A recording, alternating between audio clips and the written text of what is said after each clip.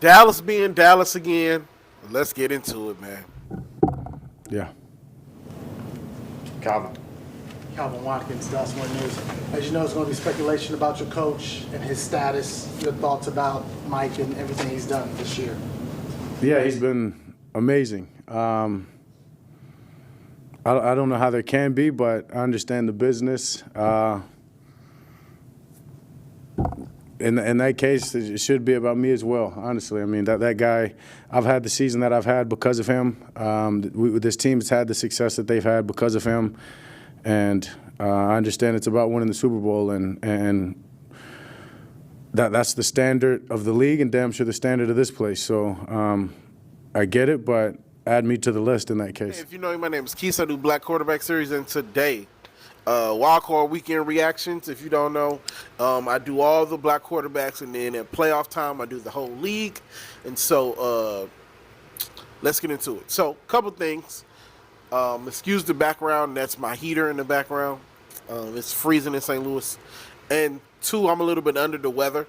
So if you see a little more cuts or hear me sniffling more than normal, I'm a little under the weather. But I have to get this video out to you guys. So anyway, let's get into it. We're going to start with, you would think, Dak's failures. I don't have Dak's empty stats on my sheet, but I'll put his empty stats up on the video. So as far as Dak is concerned, it's what we expect from Dak Prescott. He's shown this all year. He showed it last year.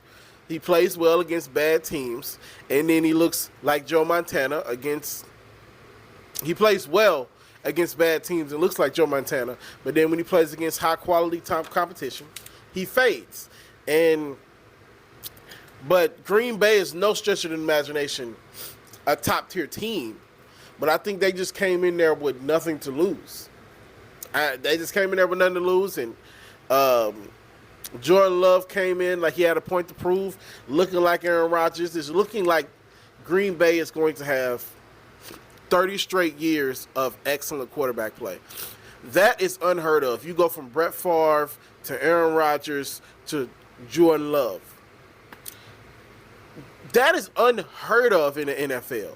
Normally you go from Tom Brady to an older Cam and then Mac Jones. You don't go from Hall of Famer to potential really good player. That's not how that goes. So shout out to them. Shout out to Jonathan Owens. If you know, you know. Shout out to all them boys on defense. They came out with a point to prove. They played with they had nothing to lose, and you could see it. They played with intensity, flying all over the field. Jordan Love making timely throws, and they got out to a 7-0 lead. And I was talking to my friend. I said, if it gets to 14-0, it's finna get real murky. It got to 28-0, and at that point you knew it was over. So, but we gotta have a real conversation. Is it coaching? Is it Jerry Jones? Is it quarterback play? I think it's a little bit of all of them. You don't get rewarded for not doing it the right way most times. And the Cowboys are not doing it the right way. Bill Belichick, they want Bill Belichick, but you think Bill Belichick going to concede power to you? That's not going to happen. No, you're not going to get a good coach that can get you over the hump if you don't stay out of football matters. And I think that's what it is. You got to stay out of football matters. Stay out of football matters. You have to stay out of football matters. And they just don't. They like to control the whole organization. Now, is that a reason why you should lose at home after you was undefeated at home? No. That shouldn't be a reason. But also, I think that's a part of the reason why they can't succeed. They're not doing it the right way.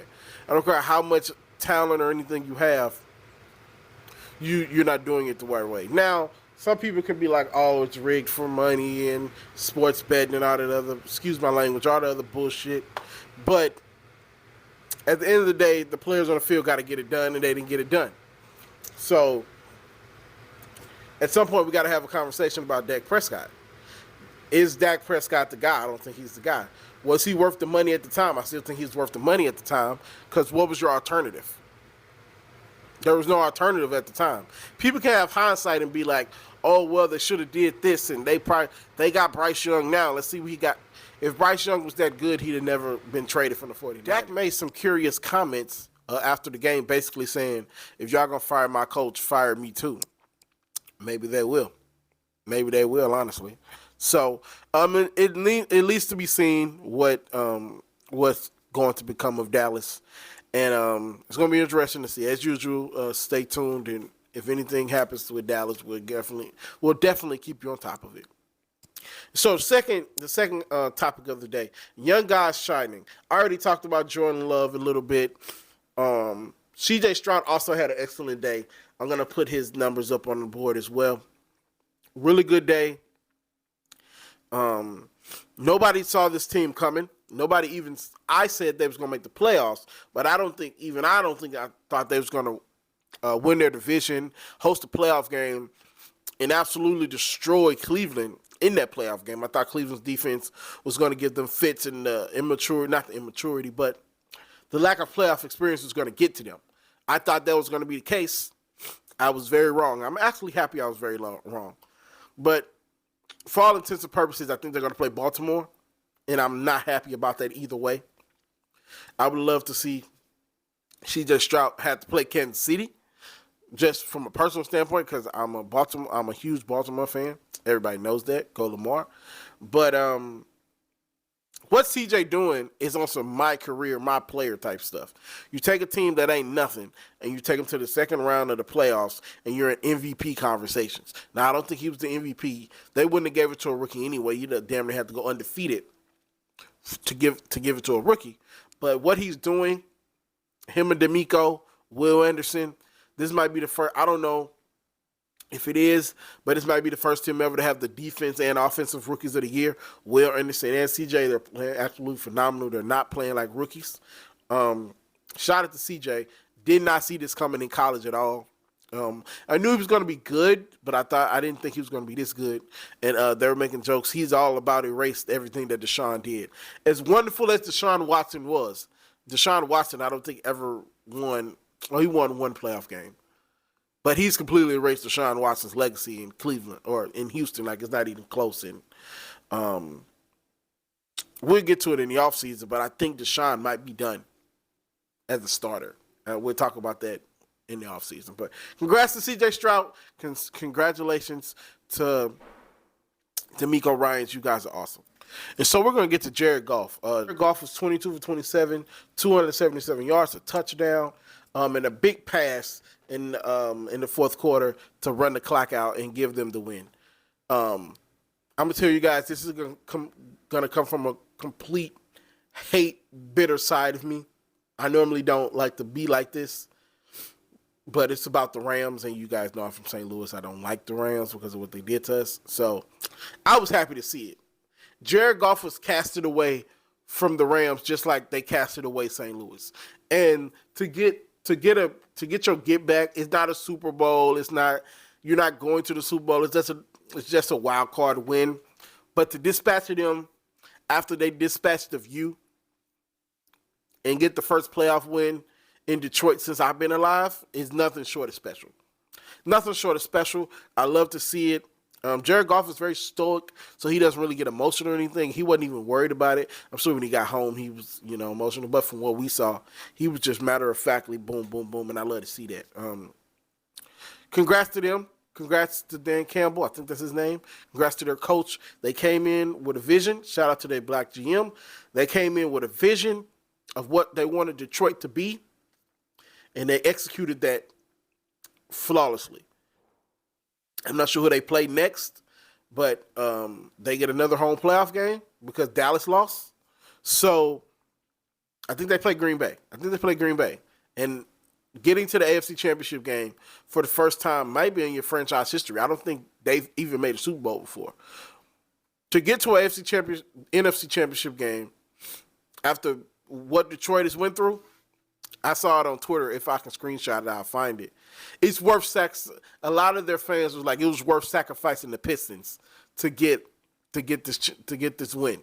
And if I was a Detroit fan, I would definitely agree. The Pistons they've been good.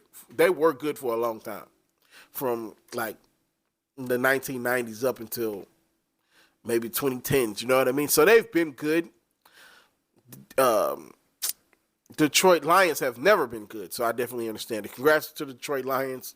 I'm so glad you guys are in NFC because I low-key want to root for you guys. So congratulations to y'all. So we have KC, the Kansas City game. Nothing really to write home about. I'm sure Chris Broussard is going to get on TV and talk about them being break dancers and how the weather got to Miami and they gave up. And that's what I think it is too. The weather got to them, and Kansas City was just bullying them. And at one point, Miami just said, "Y'all got it, bro. Y'all got it, bro. We done. We don't want nothing to do with this. We ready to go on vacation, get back to 70-degree weather in Miami." And that's essentially what happened. To me, that's essentially what happened. They fell completely off the map, and there was nothing. There was really nothing to even speak of. So congratulations to Kansas City. You guys are moving on. And so with my predictions, it's going to get a little weird because there are still 3 games to play. And so I think I might do my predictions later on. And okay, so as far as our predictions go, so let's get into our predictions. So as far as our predictions go, the way the NFL schedule makers had these games come out, it's essentially all over the place. So I'm recording this Monday afternoon before the Buffalo game, and I legit have no idea who's going to be where. The only games we really know is Green Bay versus the 49ers. Because everything else in the AFC is all jumbled up, you know what I mean? And the NFC games just aren't played yet. So I don't even have a prediction. I don't even have a prediction yet because I don't even have a full slate. I took a picture of how the scenarios look. So as you can see, Baltimore has a couple scenarios. Pittsburgh has a couple scenarios. Buffalo has scenarios. Eagles have scenarios. So I really don't know. So I can really only go with what I know right now. And so I think Baltimore is going to beat whoever they end up getting. Now, if they get Pittsburgh, it's going to be a lot harder and it's going to be a lot more nerve-wracking. But I think if they get Houston, if they could get out of that first half and it be close, I think they can win that game. With Green Bay and the 49ers, I said the same thing about Dallas, but I think the 49ers are a lot more mature than Dallas. So I think they actually are going to dispatch of Green Bay, and I don't think it's going to be relatively close at all. So I do think Green Bay is going to fight because they're playing with house money right now. So I do think it's going to be a closer game, but I do think the 49ers are going to win.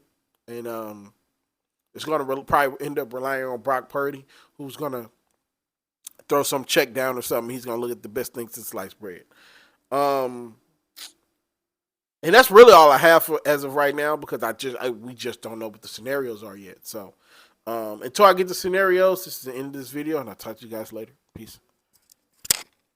Hey guys, so we have our matchup. We have Kansas City Chiefs against Buffalo. The Chiefs will be coming into Buffalo, and Buffalo will be looking to get their revenge against the Chiefs from just absolutely not dominating them, but winning every time they play in the playoffs together. This is going to be a really interesting game. If we get first half Josh Allen, Buffalo could win. If we get second half Josh Allen, then we're going to have some problems. But ultimately, I think the Chiefs, I think I'm going to pick the Chiefs, but it's more or less, I feel like the Chiefs are not going to make as many mistakes as Buffalo is going to make. So I do have the Chiefs in a close one, probably 21-17. What's going on, guys? So it is 25-9. So I just thought I'd go ahead and give you guys my reaction, considering that this game is probably over. Terrible offensive line play, down to your third. I guess I wouldn't call Devontae Phillips a third receiver, but in this offense, he's a third receiver.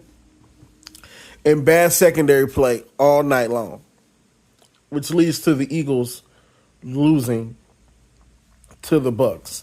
Now this might change because, like I said, it's early in the fourth when I'm recording this. So, I think the winner of this game goes to Detroit, and so I'm definitely picking Detroit in the runaway of that one.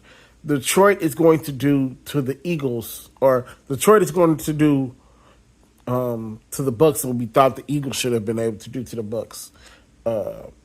So that's all my picks. That's all my picks for the division round now. So if anything changes, you guys will know. I'll touch you guys later. Peace.